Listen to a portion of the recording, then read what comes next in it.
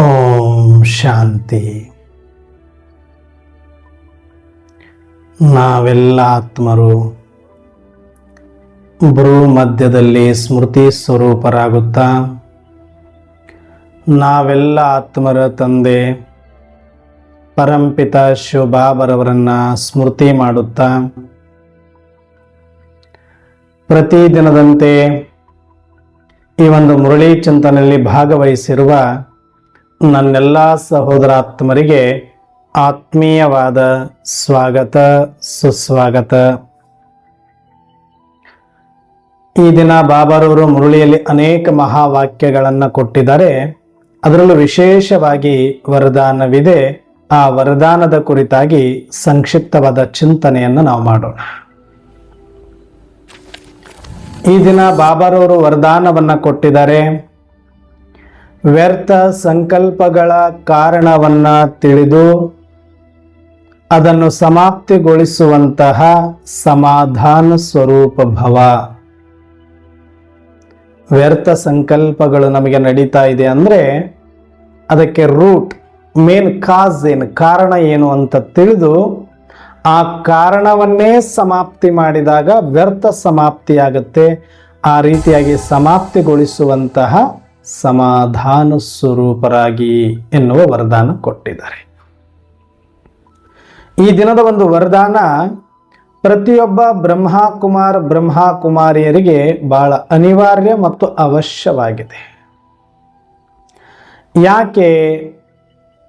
ಯಾಕೆ ಅಂತಂದ್ರೆ ಈ ಒಂದು ವರದಾನ ನಮ್ಮೆಲ್ಲರಿಗೂ ಕೂಡ ಒಂದು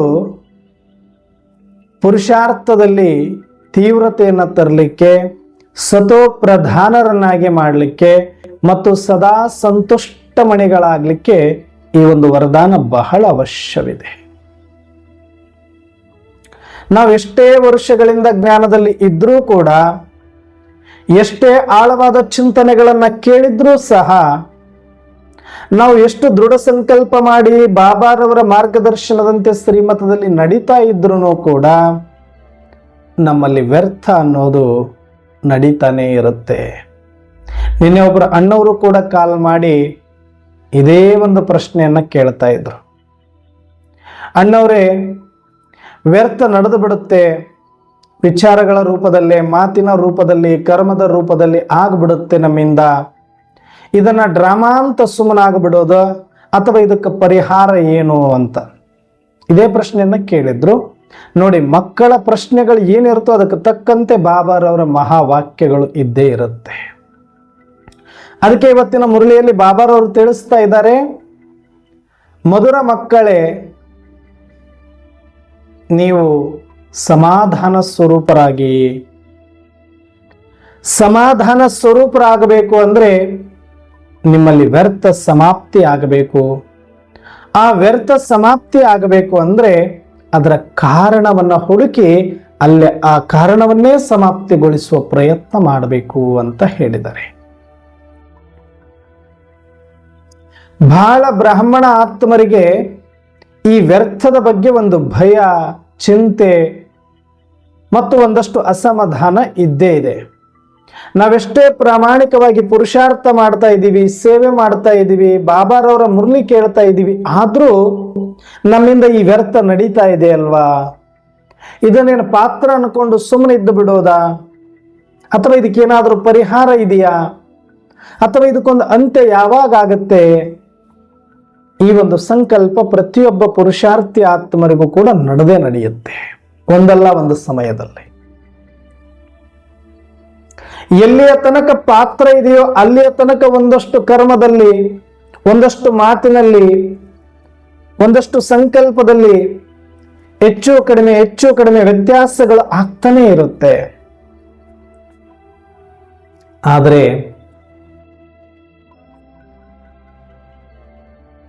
ಈ ಒಂದು ವಿಚಾರದಲ್ಲಿ ನಮ್ಮನ್ನು ನಾವು ಪರಿವರ್ತನೆ ಮಾಡಿಕೊಳ್ಳೋದಕ್ಕೆ, ವ್ಯರ್ಥ ಮುಕ್ತರಾಗಲಿಕ್ಕೆ ಎಲ್ಲ ಪುರುಷಾರ್ಥವನ್ನ ಮಾಡ್ತೇವೆ, ಮುರಳಿಯನ್ನ ಕೇಳ್ತೇವೆ, ಚಿಂತನೆ ಮಾಡ್ತೇವೆ, ಅನೇಕ ಸೀನಿಯರ್ಸ್ಗಳ ಅನುಭವಗಳನ್ನು ಕೇಳಿಕೊಳ್ತೇವೆ.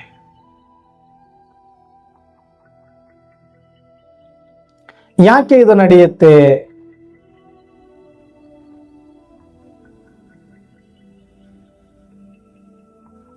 ಯಾಕೆ ನಡೆಯುತ್ತೆ ಅಂತಂದ್ರೆ ಇದಕ್ಕೆ ಕಾರಣ ನಮಗೆ ಗೊತ್ತಿರೋದಿಲ್ಲ.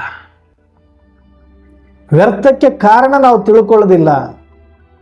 ವ್ಯರ್ಥಕ್ಕೆ ಕಾರಣ ಸರಿಯಾಗಿ ತಿಳಿಯದೇ ಇದ್ದಾಗ ಅದು ಸಮಾಪ್ತಿ ಮಾಡಲಿಕ್ಕೆ ಆಗೋದಿಲ್ಲ. ಅದು ಸಮಾಪ್ತಿ ಮಾಡಿದಾಗ ಮಾತ್ರನೇ ವ್ಯರ್ಥ ಮುಕ್ತರಾಗಲಿಕ್ಕೆ ಸಾಧ್ಯತೆ ಆಗುತ್ತೆ.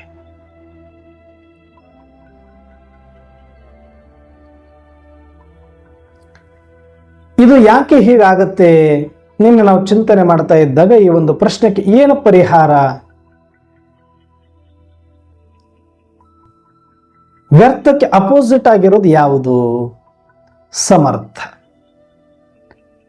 ವ್ಯರ್ಥ ಇದ್ದಲ್ಲಿ ಅಸಮಾಧಾನ ಇದೆ, ಸಮರ್ಥ ಇದ್ದಲ್ಲಿ ಸಮಾಧಾನ ಇದೆ. ಅದಕ್ಕೆ ಬಾಬರವರು ಸಮಾಧಾನ ಸ್ವರೂಪರಾಗಿ ಅಂತ ವರದಾನ ಕೊಟ್ಟಿದ್ದಾರೆ. ನಾವು ಸಮಾಧಾನಿಗಳಾಗಿರಬೇಕು ಅನ್ನೋದೇ ನಮ್ಮ ಗುರಿ, ಉದ್ದೇಶ ಆಗಿರುತ್ತೆ. ಆದರೆ ನಾವು ಸಮಾಧಾನಿ ಸ್ವರೂಪರಾಗಬೇಕು ಅಂತಂದ್ರೆ ನಾವು ಸಮರ್ಥರಾಗಿರಬೇಕಾಗ್ತದೆ. ಸಮರ್ಥ ಆಗಬೇಕು ಅಂದ್ರೆ ನಾವು ಸಮರ್ಥದ ಚಿಂತನೆಯಲ್ಲಿ, ಸಮರ್ಥದ ಸ್ಮೃತಿಯಲ್ಲಿ, ಸಮರ್ಥದ ಸ್ವರೂಪದಲ್ಲಿ, ಸಮರ್ಥದ ಅನುಭಾವದಲ್ಲಿ ನಾವಿರಬೇಕಾಗತ್ತೆ. ಅದಕ್ಕೆ ಜೈಸಾ ಸಂಘ ವೈಸಾ ರಂಗ್ ಅಂತ ಹೇಳ್ತಾರೆ. ನಾವು ಅಸಮರ್ಥದ ಸ್ಮೃತಿಯಲ್ಲಿದ್ದು, ಅಸಮರ್ಥದ ಸಂಘದಲ್ಲಿದ್ದು, ಅಸಮರ್ಥ ಸ್ವರೂಪದಲ್ಲಿದ್ದು, ಅಸಮರ್ಥವನ್ನೇ ಅನುಭವ ಮಾಡಿಕೊಂಡು ಸಮಾಧಾನ ಬೇಕು, ಸಂತೃಪ್ತ ಬೇಕು, ಸಮರ್ಥ ಆಗಬೇಕು. How it is possible? ಹೇಗಿದು ಸಾಧ್ಯ?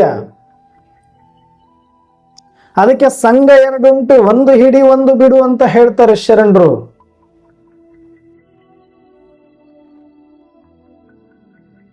ಸತ್ಸಂಗವನ್ನ ಮಾಡಬೇಕು, ಸತ್ಯವಾದದ್ದರ ಜೊತೆಗೆ, ಸಮರ್ಥವಾದದ್ದರ ಜೊತೆಗೆ ಇರಬೇಕಾಗತ್ತೆ ನಾನು. ಹಾಗಿದ್ರೆ ಇಲ್ಲಿ ಸತ್ಯ ಯಾವುದು, ಮಿಥ್ಯೆ ಯಾವುದು, ಸಮರ್ಥ ಯಾವುದು, ಅಸಮರ್ಥ ಯಾವುದು, ಸಮಾಧಾನ ಯಾವುದು, ಅಸಮಾಧಾನ ಯಾವುದು, ಸಂತೃಪ್ತ ಯಾವುದು, ಅತೃಪ್ತ ಯಾವುದು ಅನ್ನೋದು ಒಂದು ಕ್ಲಾರಿಟಿಯಲ್ಲಿ ಬರಬೇಕಾಗತ್ತೆ ನಾವು. ಇದನ್ನೇ ಪರಮಾತ್ಮ ಸ್ವಯಂ ಶಿವ ತಂದೆ ಮೊಟ್ಟ ಮೊದಲನೇದಾಗಿ ನಮಗೆ ಜ್ಞಾನವನ್ನ ಕೊಟ್ಟಿತ್ತು. ಮಗುವಿನ ಎಲ್ಲ ಅಶಾಂತಿಗೆ, ಎಲ್ಲ ದುಃಖಕ್ಕೆ, ಎಲ್ಲ ದಾರಿದ್ರ್ಯಕ್ಕೆ, ಎಲ್ಲ ಅಶಾಂತಿಗೆ ಕಾರಣನೇ ನಿನ್ನನ್ನ ನೀನು ಈ ಕೆಟ್ಟು ಹೋಗುವ, ಸುಟ್ಟು ಹೋಗುವ ಶರೀರ ಅಂತ ತಿಳಿದು, ಈ ಶರೀರವೇ ನಿನ್ನ ಅಸ್ತಿತ್ವ ಅಂತ ಭಾವಿಸಿ, ಈ ಶರೀರಕ್ಕೆ ಸಂಬಂಧಪಟ್ಟ ವಸ್ತು, ವಿಷಯ, ವ್ಯಕ್ತಿ, ಹಣ, ದೌಲತ್ತು ಎಲ್ಲ ಪೋಸ್ಟ್ ಪೊಸಿಷನ್ಗಳನ್ನೇ ನಂಬಿ ಅವುಗಳ ಪರಿವರ್ತನೆಯಲ್ಲಿ ದುಃಖ, ಶಾಂತಿಗೆ ನೀನು ತುತ್ತಾಗ್ತಾ ಇದೆಯಾ? ಯಾಕೆಂದ್ರೆ ಇದೆಲ್ಲವೂ ಕೂಡ ಪ್ರಕೃತಿಯಿಂದ ಆಗಿರುವಂಥದ್ದು. ಪ್ರಕೃತಿ ಸಹಜ ಧರ್ಮವೇ ಆಗಿದೆ. ಪರಿವರ್ತನೆ, ಪುನರಾವರ್ತನೆ ಜಗದ ನಿಯಮ. ಪ್ರತಿಯೊಂದು ಕೂಡ ಪರಿವರ್ತನೆಗೊಳಪಟ್ಟಿದೆ. ಇಲ್ಲಿ ಪರಿವರ್ತನೆ ಆಗದೆ ಇದ್ರೆ ಅದು ಪ್ರಕೃತಿಗೆ ಅವಮಾನ, ಅದರ ಅಸ್ತಿತ್ವಕ್ಕೆ ಧಕ್ಕೆ ಬರುತ್ತೆ. ಅದು ಪರಿವರ್ತನೆ ಆಗ್ತಾನೆ ಇರಬೇಕಾಗತ್ತೆ. ಯಾವ ರೀತಿಯಲ್ಲಿ? ಯಾವ ರೀತಿಯಲ್ಲಿ ಅಂದ್ರೆ ಸತೋ ರಜೋ ತಮೋದಲ್ಲಿ ಬರ್ತಾ ಹೋಗುತ್ತೆ. ನಿನಗದು ಯಾವುದೋ ಒಂದು ರೂಪದಲ್ಲಿ ಇಷ್ಟ ಆಗಿದ್ರೆ ಅದೇ ರೂಪದಲ್ಲಿ ಅದು ಇರೋದಿಲ್ಲ. ಇದು ಪ್ರಕೃತಿ ನಿಯಮ. ಒಂದು ವ್ಯಕ್ತಿ, ಒಂದು ವಿಷಯ, ಒಂದು ವಸ್ತು, ಒಂದು ಸಂಬಂಧ, ಒಂದು ಪೋಸ್ಟ್, ಒಂದು ಪೊಸಿಷನ್, ಒಂದು ಅಧಿಕಾರ, ಒಂದು ಹೆಸರು, ಕೀರ್ತಿ, ಪ್ರತಿಯೊಂದು ಕೂಡ ಪ್ರಕೃತಿಯಿಂದ ಪ್ರಕೃತಿಗಾಗಿ ಸಿಕ್ಕಿದ್ದೇ ಆದ್ರೆ ನಿನಗೆ ಅದು ಪರಿವರ್ತನೆಗೊಳಪಡುತ್ತೆ. ಇದ್ದಂಗೆ ಇರೋದಿಲ್ಲ. ಹತ್ತಿದ್ದು ಇಳಿತದ, ಇಳಿದಿದ್ದು ಏರ್ತದ. ಪಾಸಿಟಿವ್ ಆರ್ ನೆಗೆಟಿವ್, ಸತ್ವ ಅವ್ರ ತಮೋ, ಇದು ನಿಯಮ. ಇದನ್ನು ನೀನು ಒಪ್ಕೊಳ್ಬೇಕಾಗ್ತದೆ, ಅಪ್ಕೊಳ್ಬೇಕಾಗ್ತದೆ. ಇದನ್ನು ಒಪ್ಪಿಲ್ಲ, ಇದನ್ನು ಅಪ್ಕೊಂಡಿಲ್ಲ ಅಂದ್ರೆ ಖಂಡಿತವಾಗಿಯೂ ಕೂಡ ನೀನು ಈ ಶರೀರದಿಂದ ತುಂಬ ದುಃಖವನ್ನ, ಈ ಸಂಬಂಧಗಳಿಂದ, ಈ ಪ್ರಕೃತಿಯಿಂದ, ಈ ಒಂದು ಪಾತ್ರದಿಂದ ತುಂಬಾ ಅಶಾಂತಿಯನ್ನ, ಅತೃಪ್ತಿಯನ್ನ ಹೊಂದಿದೆಯಾ ನೀನು. ಹಾಗಾಗಿ ಈಗ ನಾನು ಕೊಡುವ ಜ್ಞಾನವನ್ನ ತಿಳಿ, ಅಸತ್ಯವಾದದ್ದನ್ನ ಬಿಟ್ಟು ಸತ್ಯ ಸಂಗವನ್ನ ಮಾಡು ಅಂತ ಹೇಳ್ತಾರೆ. ಈ ಶರೀರ ಮಿಥ್ಯ, ಜಗತ್ ಪ್ರಕೃತಿ ಮಿಥ್ಯ, ನೀನ್ ಆತ್ಮ ಸತ್ಯ, ಪರಮಾತ್ಮ ಸತ್ಯ. ಯಾಕದು ಸತ್ಯ, ಇದು ಯಾಕೆ ಮಿಥ್ಯ? ಎಲ್ಲಿಯ ತನಕ ಆತ್ಮ ಇರುತ್ತೋ ಅಲ್ಲಿಯ ತನಕ ಪ್ರಕೃತಿ ಇರಲೇಬೇಕು. ಆತ್ಮ ಪರಮಾತ್ಮ ಇರುವವರೆಗೂ ಪ್ರಕೃತಿ ಕೂಡ ಇರುತ್ತೆ, ನಿಜ. ಆದ್ರೆ ಇದು ಮಿಥ್ಯ, ಅದು ಸತ್ಯ. ಯಾಕೆ ಅಂದ್ರೆ ಆತ್ಮ ಮತ್ತು ಪರಮಾತ್ಮರ ಅಸ್ತಿತ್ವ ಯಾವತ್ತೂ ಪರಿವರ್ತನೆಗೊಳಪಡುವುದಿಲ್ಲ. ಆತ್ಮದ ಸ್ವರೂಪವಾಗಲಿ ಪರಮಾತ್ಮನ ಸ್ವರೂಪವಾಗಲಿ, ಆತ್ಮದ ಗುಣಗಳಾಗಲಿ ಪರಮಾತ್ಮನ ಗುಣಗಳಾಗಲಿ, ಆತ್ಮನ ಶಕ್ತಿಯಾಗಲಿ ಪರಮಾತ್ಮನ ಶಕ್ತಿಯಾಗಲಿ ಯಾವುದೇ ಕಾರಣಕ್ಕೂ ವ್ಯತ್ಯಾಸದಲ್ಲಿ ಬರುವುದಿಲ್ಲ. ಬದಲಾಗಿ ಸ್ಮೃತಿ ವಿಸ್ಮೃತಿ ಮಾತ್ರ ಆತ್ಮ ಮತ್ತು ಪರಮಾತ್ಮರ ಒಂದು ಲಕ್ಷಣ. ಸದಾ ಸ್ಮೃತಿಯಲ್ಲಿರೋದಕ್ಕೆ ಅವರನ್ನ ಪರಮಾತ್ಮ ಅಂತೀವಿ. ನಾವು ಪಾತ್ರದಲ್ಲಿ ಬಂದಾಗ ವಿಸ್ಮೃತಿಯಾಗಿ ಮತ್ತೆ ಜ್ಞಾನದಿಂದ ಸ್ಮೃತಿಯಲ್ಲಿ ಬರ್ತಾ ಇರೋದಕ್ಕೆ, ಸ್ಮೃತಿ ವಿಸ್ಮೃತಿಗೆ ಒಳಪಟ್ಟಿರೋದಕ್ಕೆ ನಮಗೆ ಆತ್ಮರು ಅಂತ ಕರೀತಾರೆ. ಆದ್ರೆ ಪ್ರಕೃತಿ ಮತ್ತು ಆತ್ಮಕ್ಕೆ ಸತ್ಯ ಮಿಥ್ಯ ಅಂತ ಕರೆಯೋದ್ರ ಉದ್ದೇಶ ಇಷ್ಟೇ. ಆತ್ಮ ಯಾವತ್ತೂ ಇದ್ದಂಗೆ ಇರುತ್ತೆ, ಪ್ರಕೃತಿ ಸದಾಕಾಲ ಪರಿವರ್ತನೆಗೆ ಒಳಪಡುತ್ತೆ. ಅದಕ್ಕೆ ಈ ಪ್ರಕೃತಿ ಮಿಥ್ಯ, ಆತ್ಮ ಸತ್ಯ, ಪರಮಾತ್ಮ ಸತ್ಯ. ಇಲ್ಲಿಯ ತನಕ ಈ ಮಿಥ್ಯವಾದ ಶರೀರವನ್ನ, ಸಂಬಂಧವನ್ನ, ಸಂಪತ್ತನ್ನ ನಂಬಿ ನೀನು ದುಃಖಿಯಾಗಿದೆಯಾ, ಶಾಂತನಾಗಿದೆಯಾ, ತೃಪ್ತನಾಗಿದೆಯಾ? ಈಗ ನೀನು ಆತ್ಮಿಕ ಸ್ಮೃತಿಯಲ್ಲಿ ಬಂದು ನನ್ನ ಆತ್ಮ ಅಂತ ತಿಳಿದು, ಪರಮಾತ್ಮ ನನ್ನ ತಂದೆ ಅಂತ ತಿಳಿದು, ಪರಮಧಾಮ ನನ್ನ ಮನೆ ಅಂತ ತಿಳಿದು ಆತ್ಮದ ಆನಂದದಲ್ಲಿ ಮುಳುಗು. ಆತ್ಮಿಕ ಶಕ್ತಿ, ಆತ್ಮಿಕ ಸುಖವನ್ನು ಅನುಭವಿಸು. ಆತ್ಮ ಆನಂದದಲ್ಲಿ ತೊಡಗು.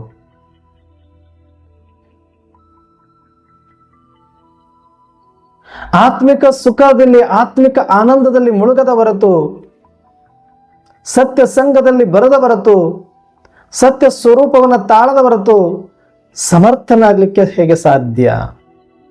ಸಮರ್ಥನೂ ಆಗ್ತೀಯ, ಸಮಾಧಾನಿ ಸ್ವರೂಪನೂ ಆಗ್ತೀಯ.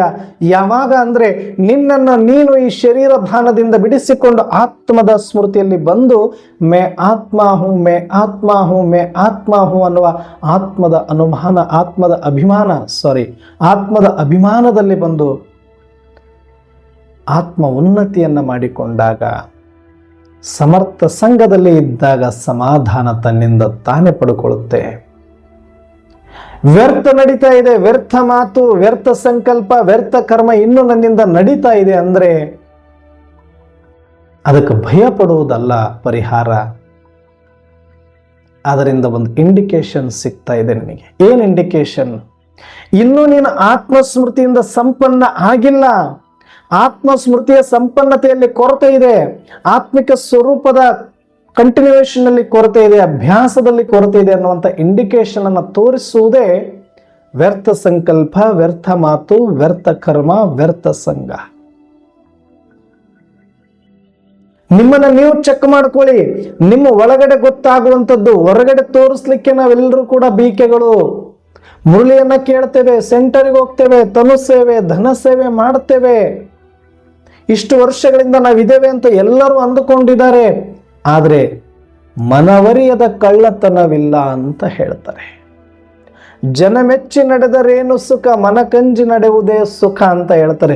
ಜನಗಳಿಗೆ ತೋರಿಸುವುದಕ್ಕಾಗಿ ನಾವು ನಡ್ಕೊಳ್ಳೋದು ಬಹಳ ಸುಲಭ, ಆದರೆ ಮನ ಮೆಚ್ಚಿ ನಡ್ಕೊಳ್ಳೋದಿದೆಯಲ್ಲ ಅದು ತುಂಬಾ ದೊಡ್ಡದು. ಮನವರಿಯದ ಕಳ್ಳತನ ಇಲ್ಲ. ನಮಗೆ ಗೊತ್ತಾಗತ್ತೆ ನಮ್ಮ ಒಳಗಡೆ ಎಷ್ಟು ವ್ಯರ್ಥ ಇದೆ, ಎಷ್ಟು ವ್ಯರ್ಥ ಮಾತು, ಎಷ್ಟು ವ್ಯರ್ಥ ಕರ್ಮ, ಎಷ್ಟು ವ್ಯರ್ಥ ಸಂಘ ಇದೆ ಅನ್ನೋದು ನಮಗೆ ಗೊತ್ತಾಗದೇ ಇರಲ್ಲ, ಗೊತ್ತಾಗುತ್ತೆ. ಆಗ ನಾವು ಅರ್ಥ ಮಾಡ್ಕೊಳ್ಬೇಕು, ನಾನು ಈ ಒಂದು ವ್ಯರ್ಥದಿಂದ ಮುಕ್ತನಾಗಿ ಸಮರ್ಥನಾಗಬೇಕು ಅಂದ್ರೆ ಆತ್ಮದ ಸ್ಮೃತಿಯ ಅಭ್ಯಾಸವನ್ನ ಮಾಡಬೇಕಾಗ್ತದೆ, ಆತ್ಮದ ಪಾಠವನ್ನ ಪಕ್ಕಾ ಮಾಡಿಕೊಳ್ಬೇಕಾಗ್ತದೆ, ಆತ್ಮ ಆತ್ಮ ಆತ್ಮ ಆತ್ಮ ಅನ್ನುವ ಅಭಿಮಾನದಲ್ಲಿ ಬರಬೇಕಾಗ್ತದೆ, ಆತ್ಮಾನುಭೂತಿಯನ್ನು ಹೊಂದಬೇಕಾಗ್ತದೆ. ಅಣ್ಣವ್ರಿ, ಮತ್ತೆ ಇಷ್ಟೆಲ್ಲ ನಾವು ಜ್ಞಾನಕ್ಕೆ ಬಂದು ಇಷ್ಟು ವರ್ಷ ಆದರೂ ಇಷ್ಟು ಸತ್ಯ ತಿಳಿದ್ರು, ಇಷ್ಟೆಲ್ಲ ತನುಮನ ಧವನ ಸೇವೆ ಮಾಡ್ತಾ ಇದ್ದೀವಿ, ಇಷ್ಟು ಸಲ ಮೌಂಟ್ ಅಬುಗೆ ಹೋಗಿ ಬಂದಿದ್ದೀವಿ, ಇಷ್ಟೆಲ್ಲ ಹಿರಿಯರ ಅನುಭವ ಕೇಳಿದೀವಿ, ಆದರೂ ವ್ಯರ್ಥ ಯಾಕೆ ಅಣ್ಣವ್ರೆ? ಇದು ಸ್ವಲ್ಪ ಸೂಕ್ಷ್ಮ ವಿಚಾರ. ಬಹಳ ಜನಗಳಿಗೆ ಇದು ಸ್ವಲ್ಪ ಅರ್ಥ ಆಗೋದಕ್ಕೆ ಕಷ್ಟ ಆಗಬಹುದು. ಯಾಕೆ ನಿಮಗೆ ಹಿಂಗೆ ಅನ್ನಿಸ್ತಾ ಇದೆ ಅಂದರೆ, ಮೊದಲು ನಿಮ್ಮನ್ನು ನೀವು ಬಹಳ ಸತ್ಯವಂತರು ಅಂತ ಅನ್ಕೊಂಡ್ಬಿಟ್ಟಿದ್ದೀರಿ, ನಿಮ್ಮನ್ನು ನೀವು ಬಹಳ ಪ್ರಾಮಾಣಿಕರು ಅನ್ಕೊಂಡ್ಬಿಟ್ಟಿದ್ದೀರಿ, ನಿಮ್ಮನ್ನು ನೀವು ಬಹಳ ಸಾತ್ವಿಕರು ಅನ್ಕೊಂಡ್ಬಿಟ್ಟಿದ್ದೀರಿ, ನಿಮ್ಮನ್ನು ನೀವು ಬಹಳ ಶ್ರೇಷ್ಠ ಅನ್ಕೊಂಡ್ಬಿಟ್ಟಿದ್ದೀರಿ. ಅದಕ್ಕೆ ನಿಮಗೆ ಈಗ ವ್ಯರ್ಥ ನಡೀತಾ ಇದೆ ಅಂತ ಅನ್ನಿಸ್ತಾ ಇದೆ. ಇದು ತಪ್ಪು ಕಲ್ಪನೆ, ಇದು ಭ್ರಮೆ. ಮೊದಲು ನಾವು ಎಲ್ಲಿದ್ದೀವಿ, ಹೇಗಿದ್ದೀವಿ ಅನ್ನುವ ಸತ್ಯ ಈಗ ಗೊತ್ತಾದ ಮೇಲೆ ಒಪ್ಕೊಳ್ಬೇಕಾಗಿದೆ. ಏನು ಸತ್ಯ ಗೊತ್ತಾಗಿದೆ?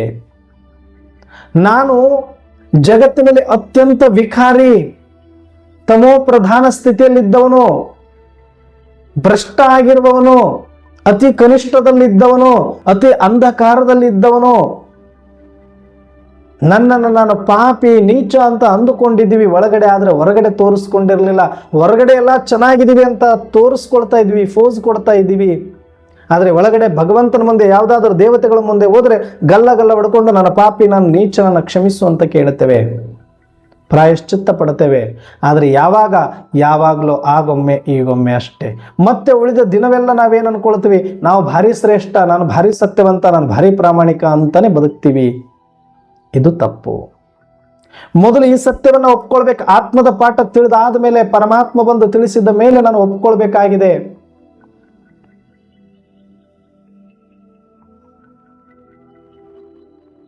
ನಾನು ಅತಿ ಭ್ರಷ್ಟನೇ ಆಗಿದ್ದೆ. ಸತ್ಯ, ತ್ರೇತ, ದ್ವಾಪರ, ಕಲಿಯುಗವನ್ನು ಮುಗಿಸಿ ಪಾತ್ರದ ದೃಷ್ಟಿಯಲ್ಲಿ ನನ್ನ ಪಾತ್ರ ತಮೋ ಪ್ರಧಾನವಾಗಿತ್ತು, ಅತಿ ವಿಕಾರಿಯಾಗಿತ್ತು.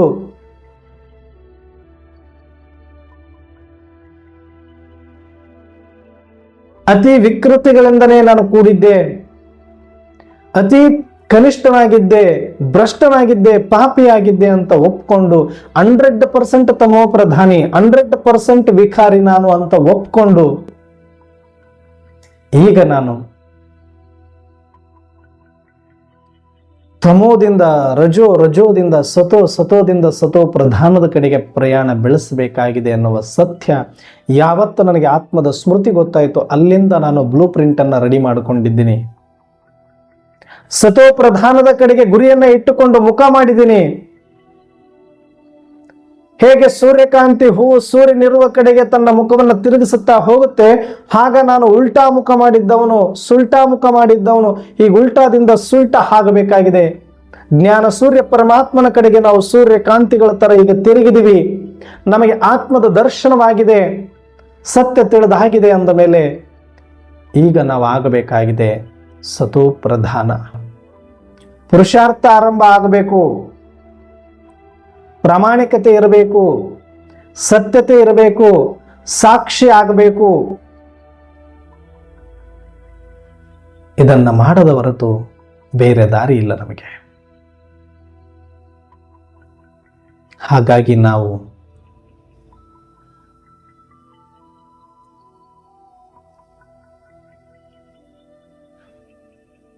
ಮೊದಲು ನಮ್ಮನ್ನ ಪಾಪಿಗಳು, 100% ನೀಚರು, 100% ಕನಿಷ್ಠರು ಪಾತ್ರದಲ್ಲಿ ಆಗಿದ್ದವರು. ಯಾವಾಗ ನಮಗೆ ಜ್ಞಾನ ತಿಳಿದಿದೆ, ನಾವು ಅನ್ಕೊಳ್ತೇವೆ ನಾವು ಮೊದಲು ಮಾಡಿದ್ದೆಲ್ಲ ಸರಿ. ಇಲ್ಲ, ಎಲ್ಲಿಯ ತನಕ ನಾವು ದೇಹ ಅಂತ ತಿಳಿದು ಏನೆಲ್ಲ ಮಾಡಿದೀವಿ ಅದಕ್ಕಿಂತ ವಿಕರ್ಮ ಮತ್ಯಾವುದು ಇಲ್ಲ.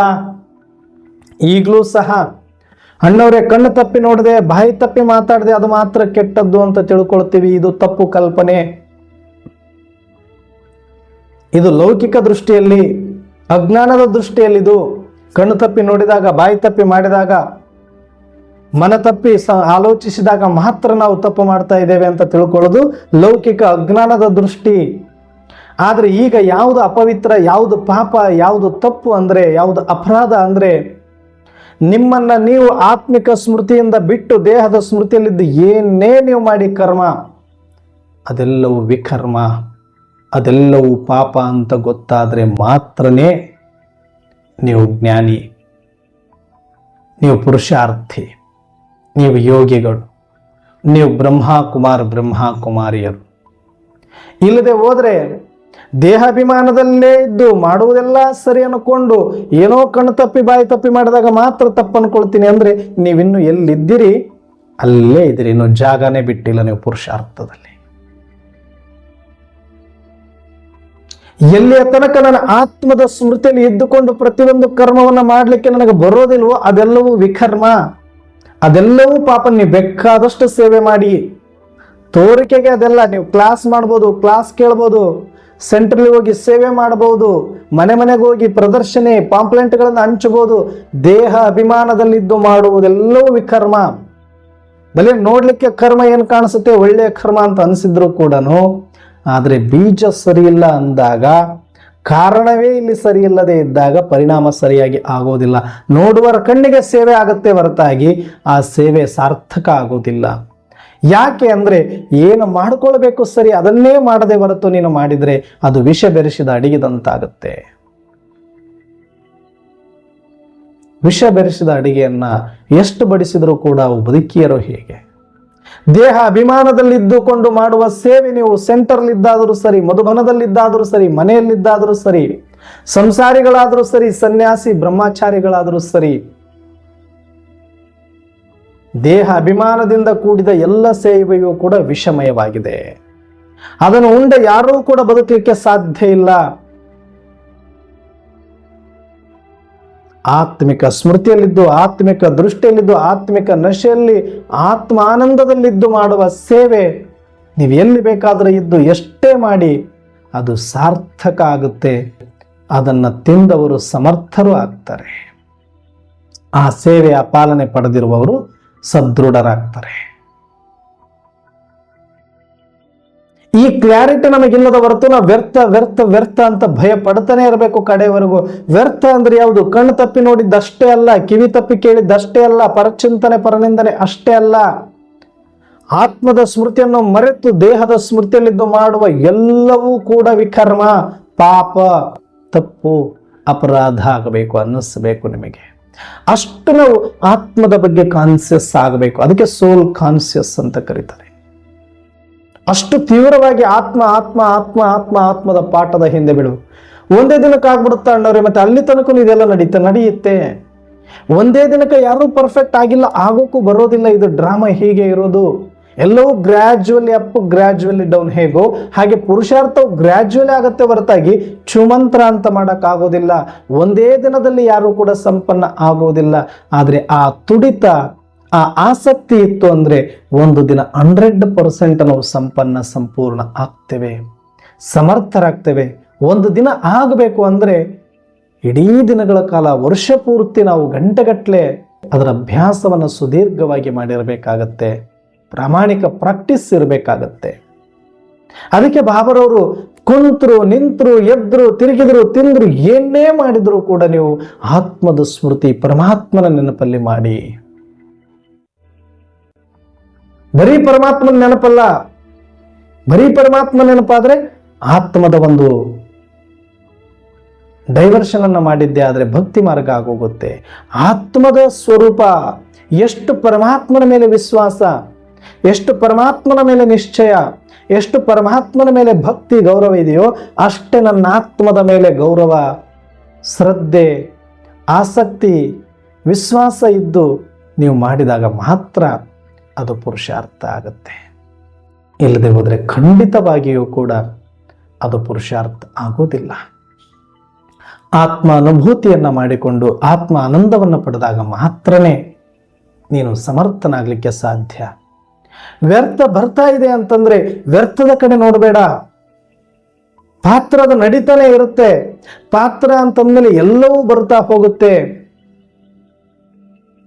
ನಿನ್ನೆ ಒಬ್ರು ಅಣ್ಣವ್ರು ಕೇಳ್ತಿದ್ರು, ಅಣ್ಣವ್ರೆ ನಾವೆಲ್ಲ ಮಾಡ್ತಾ ಇದ್ದೀವಿ, ಬಾಬರವ್ರ ಮಕ್ಕಳಾಗಿದ್ದೀವಿ, ಇಷ್ಟೆಲ್ಲ ಶ್ರೀಮತದಂತೆ ನಡೀತೀವಿ, ತನ್ನು ಮನ ಧನದಿಂದ ಸೇವೆ ಮಾಡ್ತೀವಿ, ವ್ಯರ್ಥ ನಡೆದು ಬಿಡ್ತಾ ಇದೆ ನಮ್ಮಿಂದ, ಅದನ್ನ ಡ್ರಾಮಾ ಅಂತ ಸುಮ್ಮನಾಗಿ ಬಿಡೋದಾ ಅಂತ ಪ್ರಶ್ನೆ. ಆಗ ನಾನು ಹೇಳಿದೆ, ಅಣ್ಣವ್ರೆ ಆ ಥರ ಅಲ್ಲ.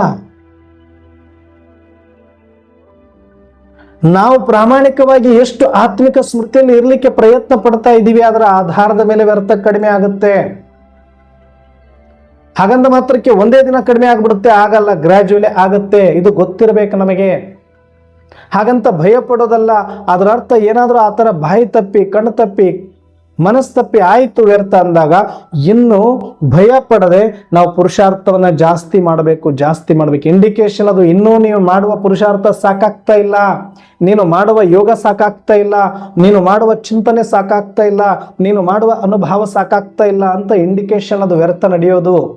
ಅದಕ್ಕೆ ಭಯ ಪಡೋದಲ್ಲ, ಅದರಿಂದ ಇನ್ನೂ ಎಕ್ಸ್ಲೀಟರ್ ಜಾಸ್ತಿ ಮಾಡ್ಬೇಕು, ನಾವು ಪುರುಷಾರ್ಥದ್ದು ತೀವ್ರ ಮಾಡಬೇಕಾಗತ್ತೆ. ಈ ರೀತಿಯಾಗಿ ತಗೊಳ್ಬೇಕು ಹೊರತಾಗಿ ವ್ಯರ್ಥ ಬಂದ ತಕ್ಷಣನೇ ಭಯ ಪಡೋದಾಗ್ಲಿ ಅಥವಾ ಅಯ್ಯೋ ಹಿಂಗೆ ಆಗೋಗ್ಬಿಡ್ತು ಅಂತ ಬಾಬರವ್ರ ಮುಂದೆ ಕೂತ್ಕೊಂಡು ಕಪಾಳ ಹೊಡ್ಕೊಳ್ಳೋದು ಭಕ್ತಿ ಮಾರ್ಗದಲ್ಲಿ ಮಾಡ್ದಂಗೆ ಮಾಡ್ಕೊಳ್ಳೋದ್ರಿಂದ ಏನು ಲಾಭ ಇಲ್ಲ. ಮತ್ತು ಈಗ ನಡೆದಿರೋದ್ರ ಬಗ್ಗೆ ಅಂತೂ ಯೋಚನೆ ಮಾಡಬಾರ್ದು. Full stop. ಏಕ್ ಸೆಕೆಂಡ್ ಮೇ ಯಾವಾಗ ನೀವು ಆತ್ಮದ ಸ್ಮೃತಿಯ ಪಾಠವನ್ನ ಪಕ್ಕಾ ಮಾಡಿಕೊಂಡು ಪ್ರಾಮಾಣಿಕವಾಗಿ ಅದೇ ಆನಂದದಲ್ಲಿದ್ದುಕೊಂಡು ನೀವೇನಾದ್ರೂ ಕರ್ಮಗಳನ್ನು ಮಾಡ್ತೀರಿ ಅಂದಾಗ 100% ಶೋರ್ ನಿಮ್ಮಿಂದ ಒಂದೇ ಒಂದು ವ್ಯರ್ಥ ನಡೀಲಿಕ್ಕೆ ಸಾಧ್ಯ ಇಲ್ಲ. ಎಷ್ಟು ಹೊತ್ತು ನೀವು ಎಷ್ಟು ಸೆಕೆಂಡ್ ಆತ್ಮದ ಸ್ಮೃತಿಯಲ್ಲಿ ಇದ್ದುಕೊಂಡು ಸಾಕ್ಷಿಯಾಗಿ ಬಾಬಾರವ್ರ ನೆನಪಲ್ಲಿ ನೀವು ಕರ್ಮ ಮಾಡಿ ನೋಡಿ, ವ್ಯರ್ಥ ಸಂಕಲ್ಪ, ವ್ಯರ್ಥ ಮಾತು, ವ್ಯರ್ಥ ಕರ್ಮ ನಡೀತದೆ ಅಂತ ಊಹೆನೆ ಮಾಡ್ಕೊಳ್ಬೇಡಿ, ನಡೆಯಕ್ಕೆ ಸಾಧ್ಯನೇ ಇಲ್ಲ. ಹಾಗೆ ವ್ಯರ್ಥ ನಡೀತಾ ಇದೆ ಅಂದ್ರೆ ನಿಮ್ಮ ಆತ್ಮದ ಸ್ಮೃತಿ ಪಕ್ಕ ಇಲ್ಲ ಅಷ್ಟೇ. ಪಕ್ಕ ಆದ್ಮೇಲೆ ವ್ಯರ್ಥ ಇಲ್ಲ, ವ್ಯರ್ಥ ಇದ್ದಾಗ ನೀವು ಪಕ್ಕ ಇಲ್ಲ, ಇಷ್ಟೇ. ದುಃಖ ಇದ್ದಾಗ ಸುಖ ಇರೋದಿಲ್ಲ, ಸುಖ ಇದ್ದಾಗ ದುಃಖ ಇರೋದಿಲ್ಲ, ಹಗಲಿದ್ದಾಗ ರಾತ್ರಿ ಇರೋದಿಲ್ಲ, ರಾತ್ರಿ ಇದ್ದಾಗ ಹಗಲು ಇರೋದಿಲ್ಲ, ಬೆಳಕಿದ್ದಾಗ ಕತ್ಲು ಇಲ್ಲ, ಕತ್ಲಿದ್ದಾಗ ಬೆಳಕಿಲ್ಲ. ಹೇಗೋ ಹಾಗೆ ಆತ್ಮಿಕ ಸ್ಮೃತಿ ಇದ್ದಲ್ಲಿ ತಪ್ಪಿಲ್ಲ, ತಪ್ಪು ವ್ಯರ್ಥ ಇದ್ದಲ್ಲಿ ಆತ್ಮಿಕ ಸ್ಮೃತಿ ಇಲ್ಲ. ಬಹಳ ಜನ ಅನ್ಕೊಂಡಿದ್ದಾರೆ ಇಲ್ಲ ಅನ್ನೋರು ನಾವು ಆತ್ಮಿಕ ಸ್ಮೃತಿಯಲ್ಲಿ ಇದ್ರು ನಡೀತದಲ್ವಾ ಪಾತ್ರ ಅನ್ಕೊಂಡು ಸುಮ್ಮನೆ ಇದ್ಬಿಡೋಣ. ಇಲ್ಲ, ನೀವಿಲ್ಲ ಆತ್ಮಿಕ ಸ್ಮೃತಿಯಲ್ಲಿ, ಖಂಡಿತವಾಗಿ ಆತ್ಮಿಕ ಸ್ಮೃತಿಯಲ್ಲಿ ಅಥವಾ ಬಾಬಾರವ್ರ ನೆನಪಲ್ಲಿ ಇದ್ದದ್ದೇ ಆದರೆ ನಿಮ್ಮಲ್ಲಿ ವ್ಯರ್ಥ ಬರಲಿಕ್ಕೆ ಸಾಧ್ಯ ಇಲ್ಲ, ತಪ್ಪು ನಡೀಲಿಕ್ಕೆ ಸಾಧ್ಯ ಇಲ್ಲ. ಇದಕ್ಕೊಂದು ಬೆಸ್ಟ್ ಎಕ್ಸಾಂಪಲ್ ಇನ್ನು ಆರಂಭದಲ್ಲೇ ಒಂದು ನಿದರ್ಶನ ಕೊಡ್ತಾರೆ ಬ್ರಹ್ಮ ಬಾಬರವರು ಮುರಳಿ ಕ್ಲಾಸಿಗೆ ದೂರದಿಂದ ಅನೇಕ ವಿದ್ಯಾರ್ಥಿಗಳು ಮಾತೆಯರೆಲ್ಲ ಬರ್ತಾ ಇರ್ತಾರೆ. ಬೇರೆ ಬೇರೆ ಹಳ್ಳಿಗಳಿಂದ ಕೆಲವರು ಬಸ್ ಗಾಡಿಗಳನ್ನ ಹಿಡ್ಕೊಂಡು ಬರ್ತಾ ಇರ್ತಾರೆ, ಕೆಲವರು ನಡ್ಕೊಂಡು ಬರ್ತಾ ಇರ್ತಾರೆ. ಆಗ ಬ್ರಹ್ಮ ಬಾಬರವರು ಸಿಂಧ್ ಹೈದರಾಬಾದಲ್ಲಿದ್ದಾಗ ಸುತ್ತಮುತ್ತಲಿನ ಗ್ರಾಮದವರು ಕೂಡ ಕೆಲವರು ಗೊತ್ತಾದವರು ಬರ್ತಾ ಇದ್ರು. ಆಗ ಒಂದು ದಿನ ಇಬ್ಬರು ಮಾತೆಯರು ಬರ್ತಾ ಕ್ಲಾಸಿಗೆ ಲೇಟ್ ಆಗಿಬಿಡುತ್ತೆ. ಯಾಕೆ ಬಾಬರವ್ರು ಬಂದು ನಿಮಗೆ ಕಾಯ್ಬೇಕಾ, ನೀವು ಮುಂಚೆನೆ ಬರಬೇಕಲ್ವಾ ಅಂತ ಬಾಬರವರು ಪ್ರಶ್ನಿಸಿದಾಗ ಆ ಮಾತೆಯರು ಹೇಳ್ತಾರೆ, ಇಲ್ಲ ಬಾಬಾ, ನಾವು ಯೋಗ ಮಾಡಬೇಕಲ್ವಾ, ನೀವು ಹೇಳ್ತೀರಿ ಅಲ್ವಾ ನಡೀತಾ ಓಡಾಡ್ತಾ ಬಾಬರವ್ರ ನೆನಪಲ್ಲಿರಿ ಅಂತ. ನಾವು ಬಸ್ಸಲ್ಲಿ ಬರಬೇಕಾದ್ರೆ ಕಣ್ಣು ಮುಚ್ಕೊಂಡು ಅಥವಾ ಕಣ್ಣು ತೆರ್ಕೊಂಡು ಬಾಬರವ್ರ ಯೋಗದಲ್ಲಿ ಮಗ್ನ ಆಗ್ಬಿಟ್ಟಿದ್ವಿ. ಆ ಬಸ್ಸು ಇಲ್ಲಿ ಸ್ಟಾಪ್ ಕೊಡದೆ ಮುಂದೆ ಸ್ಟಾಪ್ಗೆ ಹೋಗ್ಬಿಡ್ತು, ಅಲ್ಲಿಂದ ಮತ್ತೆ ವಾಪಸ್ ಬಂದು ಇಲ್ಲಿಗೆ ಬರಲಿಕ್ಕೆ ನಮಗೆ ಲೇಟ್ ಆಯಿತು ಅಂತ ಹೇಳ್ತಾರೆ, ಕಾರಣ ಕೊಡುತ್ತಾರೆ. ಆಗ ಬ್ರಹ್ಮ ಬಾಬರವರು ಒಂದು ಸೆಕೆಂಡಲ್ಲಿ ರಿಯಾಕ್ಷನ್ ಕೊಡ್ತಾರೆ, ತಪ್ಪು ಆಗೋಗಿದೆ, ಮತ್ತೊಂದು ತಪ್ಪನ್ನ ಮಾಡಬೇಡಿ. ಯಾಕೆ ಅಂತಂದ್ರೆ ಯಾರು ಆತ್ಮಿಕ ಸ್ಮೃತಿಯಲ್ಲಿದ್ದು ಬಾಬಾರವ್ರ ನೆನಪಲ್ಲಿದ್ದು ರಾಜ ಯೋಗದಲ್ಲಿ ಇರ್ತೀರಿ, ನಿಮ್ಮನ್ನ ಯಾರೂ ಕೂಡ ದಾರಿ ತಪ್ಪಿಸ್ಲಿಕ್ಕಾಗಲ್ಲ, ನೀವು ಮರಿಲಿಕ್ಕೆ ಸಾಧ್ಯನೂ ಇಲ್ಲ. ನಿಮ್ಮಿಂದ ಯಾವ ತಪ್ಪು ನಡೆಯೋದಿಲ್ಲ, ಪ್ರಕೃತಿ ಕೂಡ ತಪ್ಪಾಗಿ ನಿಮ್ಮ ಹತ್ರ ನಡ್ಕೊಳಕ್ ಸಾಧ್ಯನೂ ಇಲ್ಲ. ನಿಜ ಹೇಳಿ ನೀವೇನ್ ಮಾಡ್ತಾ ಇದ್ರಿ? ಆಗ ಅವ್ರ ಮಾತೆಯರು ಹೇಳ್ತಾರೆ, ತಪ್ಪಾಯ್ತು ಬಾಬಾ, ನಾವು ಯಾವುದೋ ಲೌಕಿಕದ ವಿಚಾರಗಳು, ಸಂಸಾರದ ವಿಚಾರಗಳನ್ನ ಮಾತಾಡ್ತಾ ಇದ್ವಿ, ಮರ್ತ ಬಸ್ ಮುಂದೆ ಹೋಗ್ತು ಅಂತ ಅವಾಗ ತಪ್ಪು ಒಪ್ಕೊಳ್ತಾರೆ. ಅಂದ್ರೆ ಇದು ಒಂದು ಮಾತಲ್ಲಿ ಬ್ರಹ್ಮ ಬಾಬಾರವರು ಏನ್ ಸ್ಪಷ್ಟನೆ ಕೊಟ್ಟಿದ್ದಾರೆ ನಮಗೆ ಅಂದ್ರೆ, ಯಾರು ಆತ್ಮದ ಸ್ಮೃತಿಯಲ್ಲಿದ್ದು ಬಾಬಾರವರ ಸಂದೇಶದ ಆಜ್ಞೆಯ ಪ್ರಕಾರ ನಾವು ಆತ್ಮದ ಸ್ಮೃತಿಯದ್ದು ಪರಮಾತ್ಮನ ನೆನಪನ್ನ ಪ್ರಾಮಾಣಿಕವಾಗಿ ಮಾಡಿ ನೀವು ಏನೇ ಮಾಡಿದ್ರು ಕೂಡ ಅಲ್ಲಿ ಯಾವುದು ವ್ಯರ್ಥ ಆಗ್ಲಿಕ್ಕೆ ಸಾಧ್ಯನೇ ಇಲ್ಲ. ಅದು ಸಮಯ ಆಗಲಿ, ಶ್ವಾಸ ಆಗಲಿ ಸಮರ್ಥವೇ ಆಗ್ತದೆ, ಸಫಲವೇ ಆಗ್ತದೆ ಹೊರತಾಗಿ ವ್ಯರ್ಥ ಆಗೋದಿಲ್ಲ. ಹಾಗಾಗಿ ನಾವು ಆ ರೀತಿ ಸುಮ್ಮನೆ ಅನ್ಕೊಳ್ತೀವಿ, ನಾನು ಇಷ್ಟೆಲ್ಲ ಯೋಗ ಮಾಡ್ತಾ ಇದ್ದೀನಿ ವ್ಯರ್ಥ ನಡೀತಾ ಇದೆ ಅಂತ. ಅಲ್ಲ, ಯೋಗ ಸರಿಯಾಗಿಲ್ಲ, ಅದಕ್ಕೆ ವ್ಯರ್ಥ ನಡೀತಾ ಇದೆ. ವ್ಯರ್ಥ ನಡೀತಾ ಇದೆ ಅಂದ್ರೆ ಯೋಗ ಇಲ್ಲ, ಯೋಗ ಇದ್ದಲ್ಲಿ ವ್ಯರ್ಥ ಇಲ್ಲ. ನಾವು ನಮ್ಮ ತಪ್ಪನ್ನು ಒಪ್ಕೊಂಡು ಅದನ್ನು ಸರಿ ಮಾಡಿಕೊಳ್ಳುವ ಪ್ರಯತ್ನ ಮಾಡಿದಾಗ ಮಾತ್ರ ಅದರಿಂದ ಏನಾದರೂ ಮುಂದೆ ಲಾಭ ಆಗುತ್ತೆ. ಬಿಟ್ಟರೆ ನಾವು ಬರೀ ತಪ್ಪನ್ನು, ವ್ಯರ್ಥವನ್ನು ನಾವು ಹೀಗೆ ಇರೋದೆ, ಅಥವಾ ಇದು ಡ್ರಾಮಾದಲ್ಲಿ ಹಿಂಗೇನ ಇರೋದು, ಅಥವಾ ನಮಗೆ ಇಷ್ಟೇನ ಶಕ್ತಿ ಇರೋದು ಅಂದ್ಕೊಂಡು ನಮ್ಮನ್ನು ನಾವು ಈ ಥರ ಕಡೆಗಣಿಸ್ಕೊಳ್ತಾ ಹೋದರೆ ಅದಕ್ಕೆ ನಾವೇ ಜವಾಬ್ದಾರಿ ಆಗ್ತೀವಿ. ಅದಕ್ಕೆ ಎಲ್ಲರ ಆತ್ಮದಲ್ಲಿ ಒಂದೇ ಥರ ಶಕ್ತಿ ಇದೆ, ಎಲ್ಲರ ಆತ್ಮವೂ ಕೂಡ ಒಂದೇ ಥರವಾದ ಸ್ವರೂಪದಲ್ಲಿದೆ. ಆದರೆ ನಾವು ಮಾತ್ರ ಆತ್ಮದ ಗುಣಶಕ್ತಿಗಳನ್ನು ಅನುಭವ ಮಾಡುವಲ್ಲಿ ವಿಫಲ ಆಗಿದ್ದೇವೆ, ಅದನ್ನು ಪರಿಪಕ್ವ ಮಾಡಿಕೊಳ್ಳುವಲ್ಲಿ ವಿಫಲರಾಗಿದ್ದೇವೆ ಹೊರತಾಗಿ ವ್ಯರ್ಥ ನಡೀತಾನೆ ಇದೆ. ಈಗ ಅನ್ಕೊಳ್ಬೇಡಿ, ಈಗ ನಾವು ಎಷ್ಟು ಪುರುಷಾರ್ಥ ಸ್ಟಾರ್ಟ್ ಮಾಡಿದ್ದೀವಿ ಅದಕ್ಕೆ ವ್ಯರ್ಥ ಜಾಸ್ತಿ ಆಗ್ಬಿಟ್ಟಿದೆ ಅಣ್ಣವ್ರು, ಈಗ ಮೊದಲು ಇದೆಲ್ಲ ಆಗ್ತಿರ್ಲಿಲ್ಲ ಅಂತಲ್ಲ. ಮೊದಲು ಕಣ್ಣೇ ಇರಲಿಲ್ಲ ನಮಗೆ ಏನಿದೆ ಮುಂದೆ ಅಂತ ನೋಡಲಿಕ್ಕೆ. ಇವಾಗ ಸೂಕ್ಷ್ಮ ದೃಷ್ಟಿ ಯೋಗದಿಂದ ಜ್ಞಾನದಿಂದ ಬಂದಿರೋದ್ರಿಂದ ನಮ್ಮ ಒಂದೊಂದು ಸಂಕಲ್ಪ ಒಂದೊಂದು ಮಾತಿನ ಮೇಲೆ ನಿಗಾ ಇರೋದ್ರಿಂದ ನಮಗೆ ಸಣ್ಣ ಸಣ್ಣ ತಪ್ಪುಗಳು ಗೊತ್ತಾಗ್ತಾ ಇದೆ. ಹಾಗಾಗಿ ಈಗ ನಾವು ಜಾಸ್ತಿ ತಪ್ಪು ಮಾಡ್ತಾ ಇದ್ದೇವೆ ಅಂತ ಅನ್ನಿಸ್ತಾ ಇದೆ. ಬಿಟ್ಟರೆ ಮೊದಲಿಗಿಂತ ಈಗ ಸುಧಾರಿಸಿದ್ದೇವೆ ಹೊರತಾಗಿ ಯಾವತ್ತೂ ಹಾಳಾಗಿಲ್ಲ. ಆದರೆ ನಾವು ಯಾಕೆ ಹಂಗೆ ಅನಿಸ್ತಾ ಇದೆ ಅಂದ್ರೆ ಮೊದಲು ನಾನು ಬಹಳ ಚಲೋ ಇದ್ದೆ ಅಂತ ಅನ್ಕೊಂಡಿದ್ದೀವಿ, ಅದು ತಪ್ಪು. ನಾವಿದನ್ನ ಅರ್ಥ ಮಾಡ್ಕೊಳ್ಬೇಕು. ಮೊದಲು ನಾವು ಪೂರ ಕೆಟ್ಟವರು, 100% ವಿಕಾರಿ, 100% ಭ್ರಷ್ಟಾಚಾರಿ ಇದ್ದೆ ನಾನು, ಈಗ ಸ್ವಲ್ಪ ಸುಧಾರಿಸಿದ್ದೀನಿ ಅಂತ ಆ ವ್ಯರ್ಥ ಬಂದಾಗಲೂ ಕೂಡ ನಾವು ಅರ್ಥ ಮಾಡಿಕೊಳ್ಬೇಕು.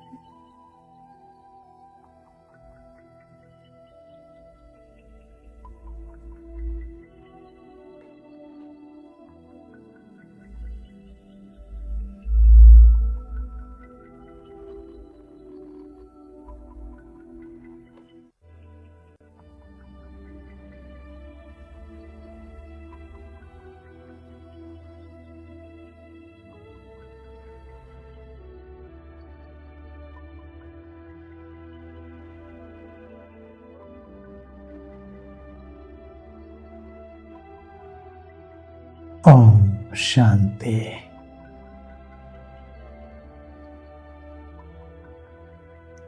ವ್ಯರ್ಥಕ್ಕೆ ಕಾರಣ ಅಂತೂ ತಿಳಿದಿದೆ. ದೇಹ ಭಾನವನ್ನು ಸಮಾಪ್ತಿಗೊಳಿಸಿ ಆತ್ಮಾಭಿಮಾನದಲ್ಲಿ ಬಂದು ಸಮಾಧಾನ ಸ್ವರೂಪರಾಗೋಣ ಮತ್ತು ಸಮರ್ಥರಾಗೋಣ, ಆ ಮುಖೇನ ಸಂತೃಪ್ತರಾಗೋಣ ಅಂತ ಹೇಳ್ತಾ ಇವತ್ತಿನ ಚಿಂತನೆಯನ್ನು ಮುಕ್ತಾಯ. ಅಚ್ಚ. ಓಂ ಶಾಂತಿ.